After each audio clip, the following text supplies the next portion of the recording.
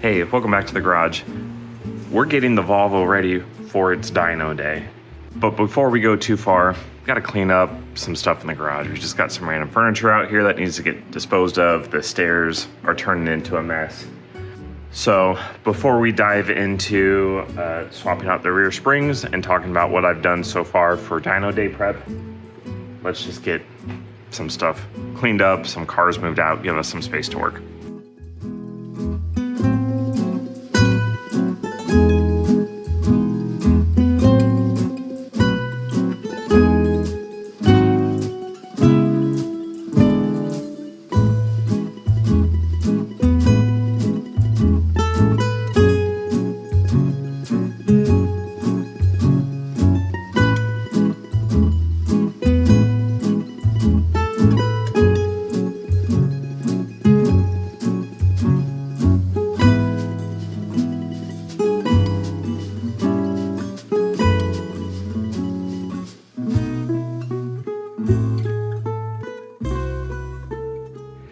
Got things at least more cleaned up than they were before and got the stairs mostly cleared off. These boxes I got to bring to a friend.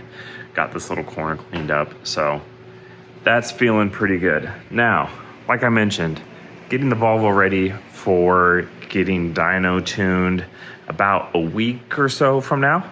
Actually, it'll be a week tomorrow.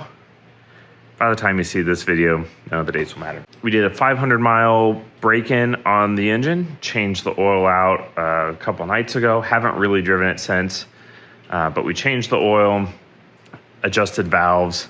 I also changed out the electric fan back for the mechanical fan. The electric fan basically had to run all the time. It was a super slim fan, so it didn't flow a ton of air, and this still has just a stock alternator on it, which I think only puts out 45 or 50 amps.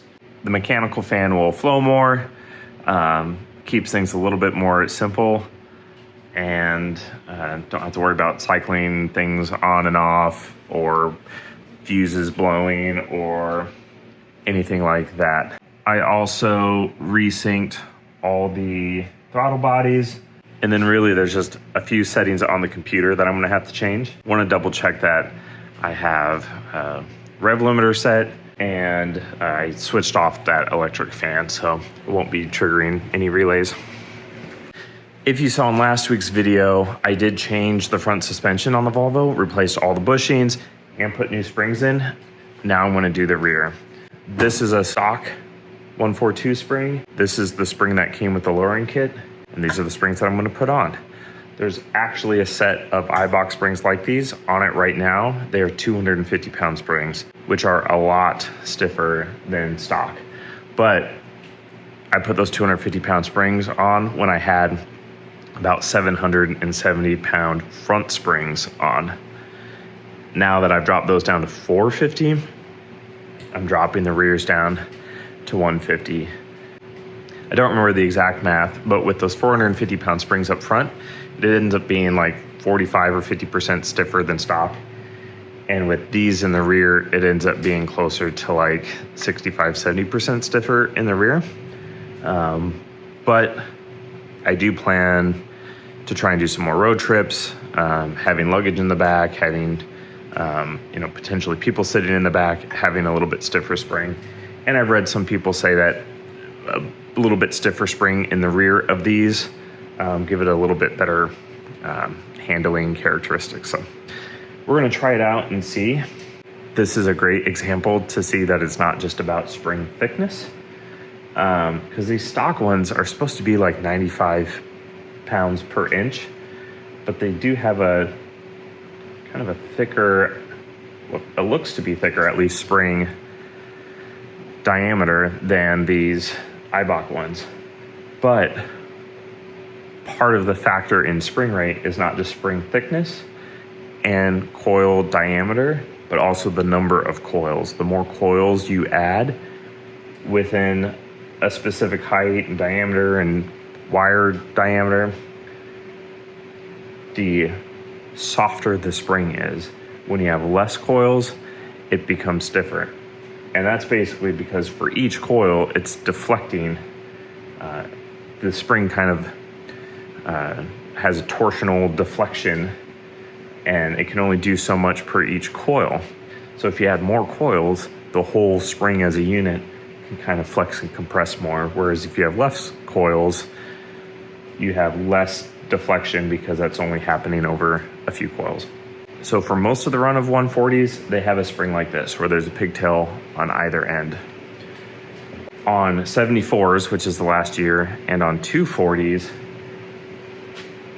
they have a large end that looks like this on one side, and then a pigtail on the other side. I have B&E adjustable spring perches on mine, which is for a 5-inch spring. And then I have a 240 spring perch on the other side that also takes a 5-inch spring. So between those two, I can now run just a universal, very common 5-inch spring. Allows me to choose spring rates. Supposedly this design's a little bit more stable too, stabilizing the rear axle, as opposed to these that kind of neck down. I'm feeling lazy today and don't want to do the car shuffle. Already had to shuffle one car just to get it over here, but we're just gonna work on it on the ground. Jack the back up, put some jack stands under it, let the axle droop. We'll just do one coil at a time. All right, before I get started, I do want to measure the fender to ground distance because I'm trying to keep the ride height about the same as where it's at right now. There's 250-pound springs with a 9.5-inch free length, and the adjusters are adjusted about 1.25 inches from their lowest setting right now. The new springs are 150-pound springs, so they're a good amount lighter.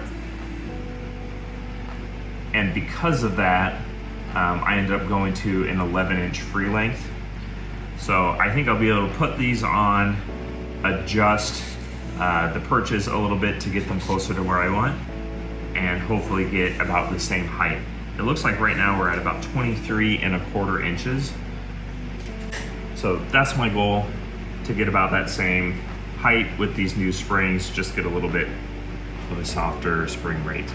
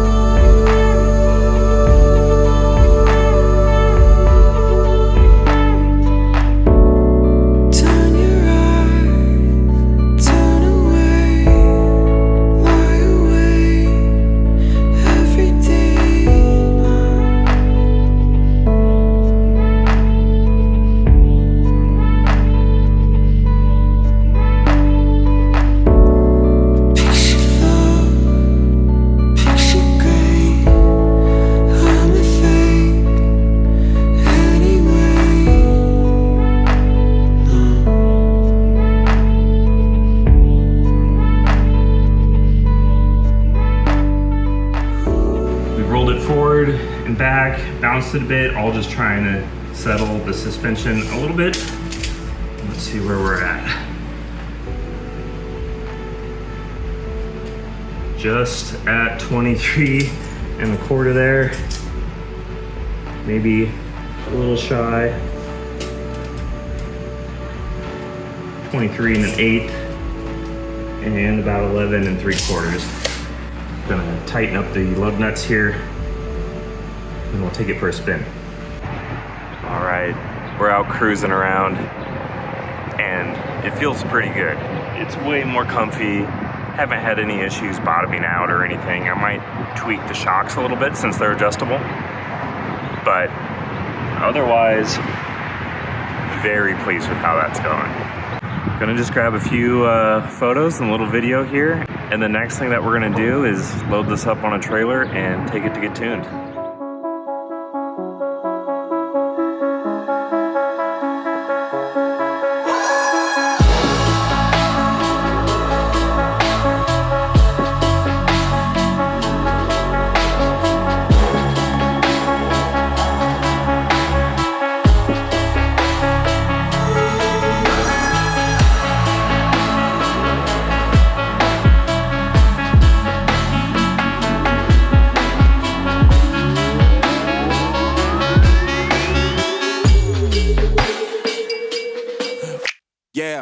Hey, it's a new day. We're back in the garage. After we got done driving, did notice that there's a leak at the header here. And so we're gonna pull the intake and the header off, throw a new gasket in, and then I've also got a little bit of just this high temp gasket maker that's made for headers and exhaust manifolds. We'll put just a little bit of a coating on there to help seat it. These seem to be a little bit tricky getting them to seal just because there's not many bolts that clamp it on. It's 95 out here in the shop, so we got the portable AC going, so apologize for any background sound. It's 55% humidity, which seems relatively low, but that's the downside to our summers here in Nebraska. It gets hot, often hitting 90 to 100. Sometimes exceeding 100 on a few rare days, but it's just super humid too. So it's not a dry heat by any means.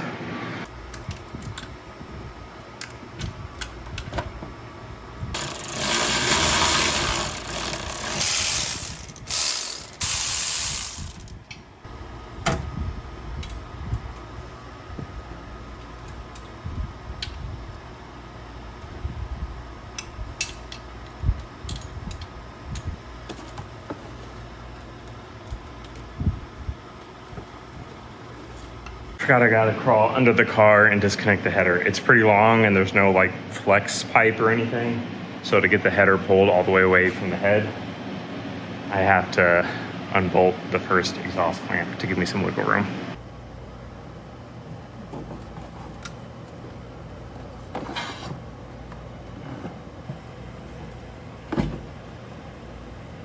So if we take a look down here, you can see that black mark right out the bottom right corner of that.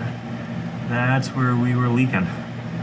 Part of the problem is there's just not a lot of flange here, there's not a lot of surface area there, and so I'm going to clean it up and put some of that sealant around there.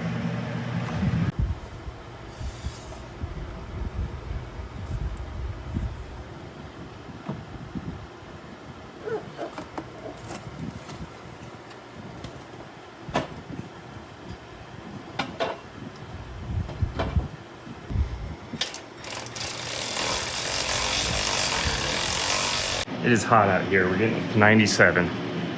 The AC just very localized, obviously, right where I'm working.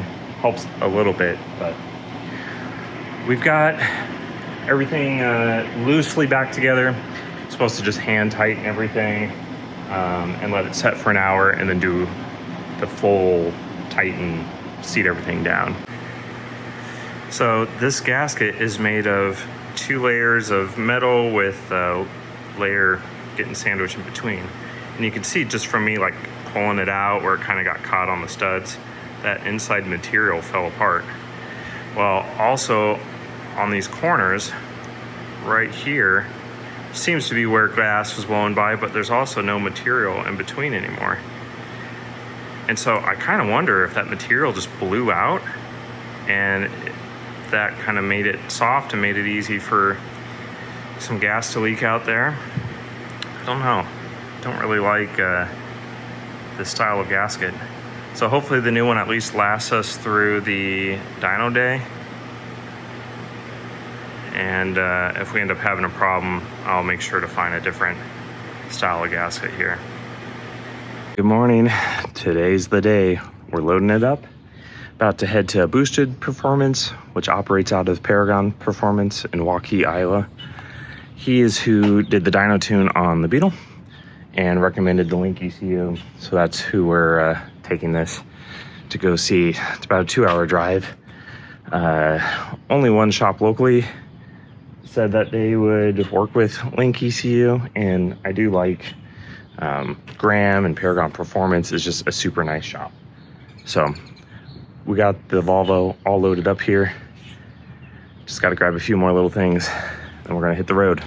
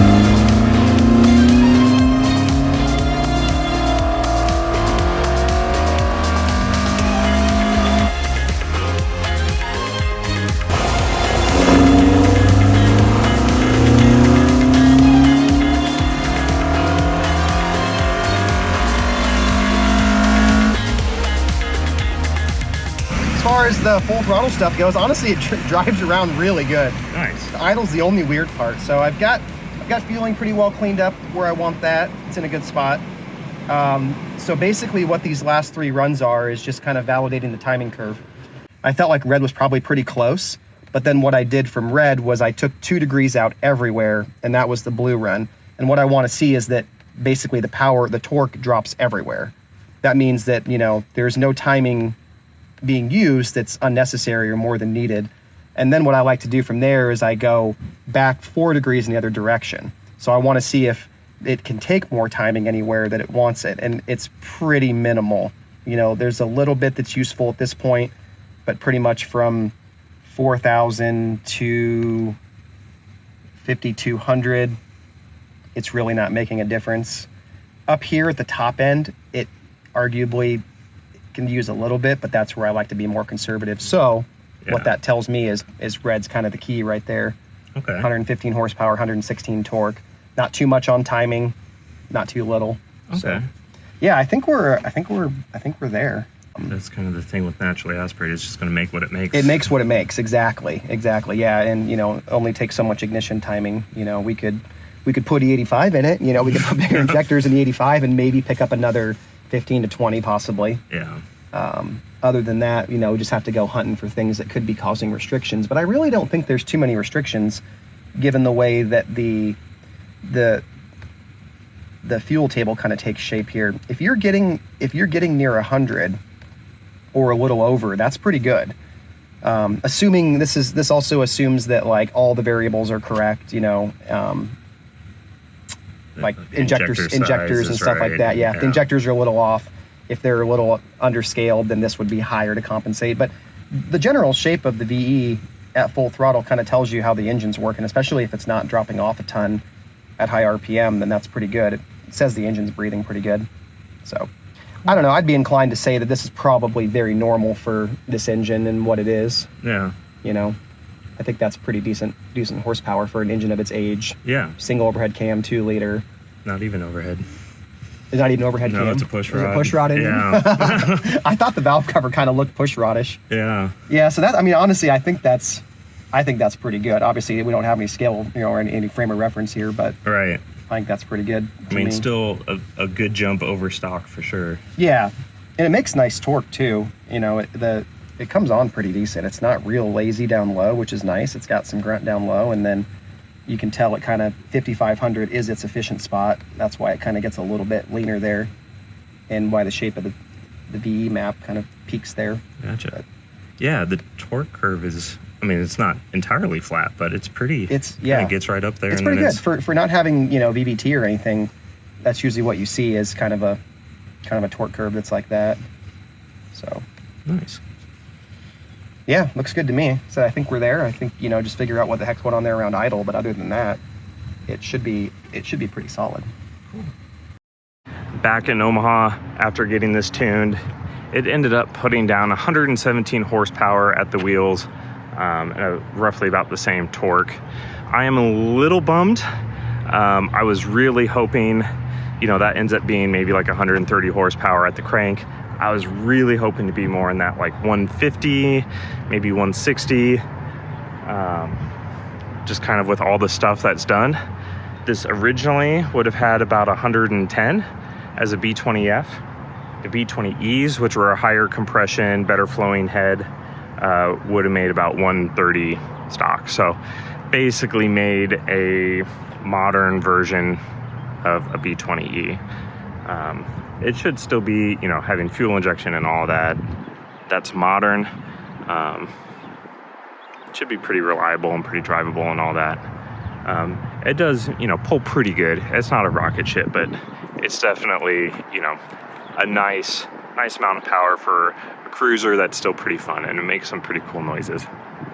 I was trying to think of what else I could do to even hit the power number that I was expecting. I've got a Tinus Tuning TT7 cam, a vintage performance development stage 2 head, which has bigger, I think, exhaust valves. It's ported. Combustion chambers modified a bit. It should be around 10.5 to 1 compression. The goal was never really to chase horsepower, just trying to make it more drivable, something that I can maybe take on trips, maybe back in the mountains, and have it not feel too much like a dog. So I think we're there. I think it's definitely better. It sounds really cool. I'm gonna go drive it around just a little bit more, kind of enjoy it, work out some of those little kinks later, and kind of go from there. So we finished up our drive. The drive really went fine. You know, there's a little bit of kind of the weird idle stuff, like what Graham was mentioning. Basically, it'd sit there and it'd kind of blip to like super lean and then come back. Just a few days ago, I put a new intake and exhaust manifold gasket on this because the old one was leaking. And I did drive it afterwards, let it cool off, and then we went to the dyno a couple days later, but I never rechecked the torque on all the nuts that hold the header and the manifold on. So after driving, I came back home and I did find one of them was loose. And I did the test where I put a hose to the ear and kind of hold it around. And there was one spot where you could hear a little sort of sound. And it was one of the nuts that captures both the intake and the exhaust. So I don't know if I was hearing exhaust puffing out or a vacuum like sucking in, but either way, it was loose. Tighten it up. That seemed to fix the real lean peg readings, but I think tightening that up kind of messed with a lot of the fuel table around idle, at least. And so now what we're seeing is it'll sit there and idle fine. And then once you rev it, it revs up. And then when it comes back, it starts hunting for idle because it's altering the fuel table. Closed loop lambda is running and it's trying to hit a target and it just keeps overshooting. So it'll increase fuel, then it goes too rich. So then it decreases fuel and it goes too lean and it just kind of sits there. I'll show you a little bit of videos.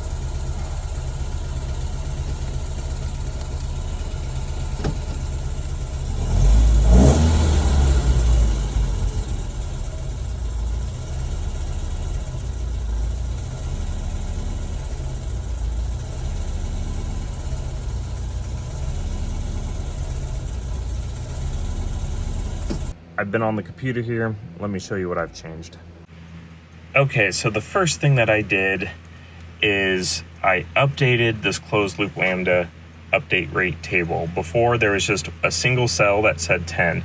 So no matter engine RPM, manifold pressure, it was updating pretty quickly. And at idle speed, it was adding a bunch of fuel and the engine was just slow to react. So it'd add more and then it would go too rich. Then it'd pull fuel and it was slow to react. So it'd pull more and it would go too lean. And so it just kept oscillating back and forth between rich and lean. So we expanded this out. So at lower RPMs, it updates slower. At higher RPMs, it picks up quicker. I just kind of looked at some examples on different link ECU forums and found something that I think is gonna work okay. That seemed to fix that. Now, because I fixed that manifold leak, we also had to update the fuel table. So I've gone in here and made some little changes, but I've also enabled the long-term fuel trim table, which highlights areas where the closed loop lambda is pretty frequently having to make changes, and it kind of builds an average of how much it's having to change. So these numbers originally were pretty high down here around idle. This was like -1.5 or almost -2. This was about -5, and that's percent. So it's trying to subtract 5% or -2%. I've gone in and basically updated the fuel table to match, picked the same cell, pulled 5% out of it. And now we can see these numbers are starting to drop. I haven't idled it that long, so they're not totally corrected, but I think if I kept letting it run, this would fix itself. And then I did go through and make some changes here, but I haven't driven it since I've done that. So this kind of lets me know what that closed loop air fuel ratio is doing kind of over an average of longer periods of driving. And I can go in and now make changes based off of that. So I'm hoping that these changes will let me get it dialed in a little bit more. We'll continue driving it around, making some adjustments to these fuel tables. And then I'll send another log to Graham. Probably the last thing is just the cold start. It still is a little stumbly and you can't really drive it that easily until it's warmed up. And so I'll send him a cold start log, cold driving log, and then we'll send him a log of just driving around after these updates have been done. Then that way, hopefully he'll have kind of minimal work and he can just double check what I've done here. So I'm pretty happy with those changes. I'm not gonna lie, I was a little bit bummed leaving the dyno, getting home and driving it around and still kind of having these drivability issues, but that was on me. Kind of stresses the importance of double checking everything before you go to a dyno because it's expensive to do and you don't want silly little mistakes like that preventing you from getting it really dialed in. Just went for a big long drive and pretty happy with where things are at now. So that's gonna be it for this week. Check in again for some later updates. Please like, comment, and subscribe. They really do help. Hope you've enjoyed this. Thanks for watching. We'll see you next time.